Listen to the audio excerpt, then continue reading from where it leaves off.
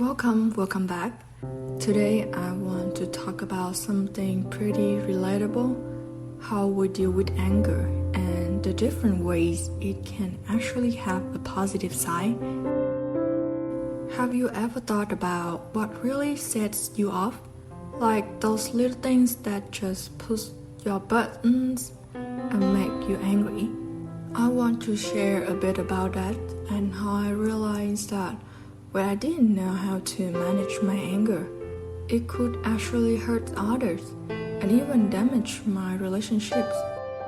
Sometimes, honestly, certain things just trigger me really easily, and when that anger flares up, I feel like a bit of a monster. For example, if I've agreed to meet my friend and they just showed up an hour late without notice, without text, and just say that, "Oh, I forgot," or blame on the traffic, that really gets under my skin. Another thing that sets me off is when someone makes a promise and then completely forgets about it, like they talk but never follow through. Another thing drives me off the wall when someone borrows something of mine, returns it damaged, and without explanations and just say, "My bad." In those moments, my anger just shoots up and I realize that I haven't really learned how to handle those feelings yet, and that's something I'm still working on right now. So all those frustrations just kind of builds up in the past, and I'm usually someone who doesn't show off my anger on the outside. I just tend to kind of suppress it, and even though other people might feel that something off, they don't really know what they did, and I realize that's not a great approach. For relationships or for myself, I really wanted to become more emotionally mature and handle this feeling better, so I started doing some research and found a few simple ways to actually communicate and deal with my emotions instead of just bottling them up. So honestly, what really worked for me is, first, changing my environment. Basically redirect myself away from whatever's making me angry. Then I try to shift my focus onto something else entirely, so I'm not just dwelling on that anger. Another thing that helps is just putting my hands on my chest and reminding myself, "Hey, it's okay. This feeling isn't going to hurt me. And if it works for you," and that's the two steps that I always do whenever my anger raises up. And here's another thing. I think that it might work for you, like you can taking a deep breath or using relaxation techniques like counting to 10. A bit tough for myself when things heat up, so that part isn't always my go-to. But these are things that have genuinely helped me. If any of that resonates with you, feel free to try it out. And I think it worked really well. I think a big part of that anger is really just about protecting ourselves. A lot of the time, I feel that anger comes from the feeling like someone isn't respecting us, or that our ego is overreacting because we assume the worst. But I think the main reasons, the root cause, is often a lack of communications. We assume someone knows our boundaries, but they don't, and we haven't actually told them about that. So that anger is really just a signal that telling us there's a misunderstanding, a gap in how we communicate with others. So coming back to those little methods I shared earlier, like changing the environment, shifting the focus, and reminding ourselves that it's okay. There's just a quick way to calm that anger down when it flares up.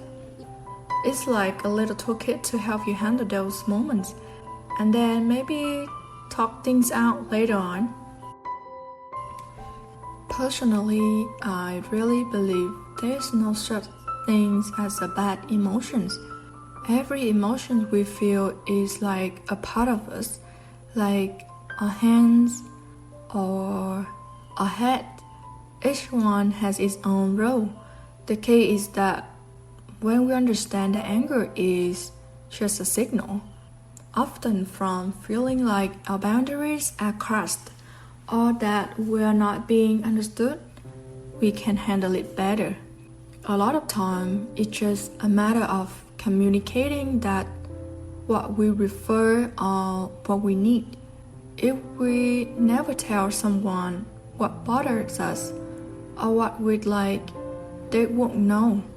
And I truly believe that most people don't want to hurt others. They just might not realize what we need unless we share it.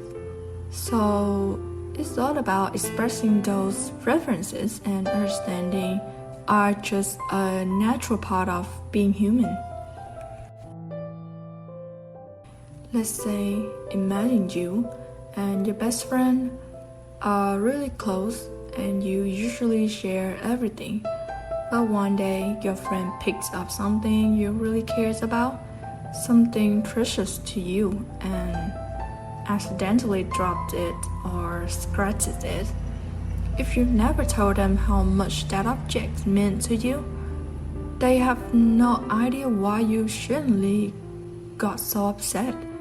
They might not even realize what they did wrong, and it could cause a misunderstanding that affects your friendships.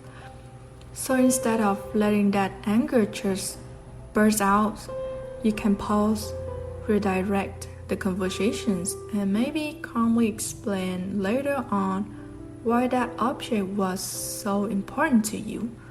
That way, you're both on the same page and your friend understands how to respect your boundaries in the future. Ultimately, it's all about being patient with your emotions and remembering that sometimes people just don't know unless we tell them. It's not about them trying to hurt us.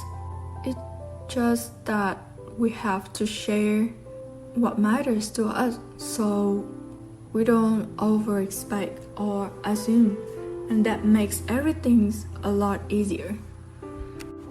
As far as I see, whenever we get upset or angry, we can actually see it as an opportunity to learn more about ourselves instead of just thinking of it as something negative. It's like a way to understand our own emotional limits and figure out what we might need to communicate or adjust. It's like realizing that every emotion is just a signal telling us, hey, there's something here to work on. And as we pay attention to those signals, we become a little more emotionally mature every day. You know, I like to think of our emotion as an invisible coat we wear every day. When we take care of that coat by checking how we feel, cleaning off the dust from bad moods, or patching up the spot that get torn, we start to understand ourselves better. And when our coat feel lighter and more comfortable, the people around us can feel it too. Our calm energy makes them feel at ease, and our warmth invites connections. It's like a win-win situation, right? When we take care of our emotions, we make things better not just for ourselves, but for everyone around us. So that's pretty much it for this week. I really hope this thought give you a little inspiration to handle those moments of anger or those tricky emotional spots. We all have things we're working on, and so do I. And I'm right there with you, just taking it day by day and learning to be a little better. if you are figuring out how to get a bit more comfortable with your own emotions, I hope these ideas help. It's not always easy, but with a little practice, we can all get it better at it. And from now, I wish you have a wonderful and a productive day ahead. I'll see you at the next one. Bye.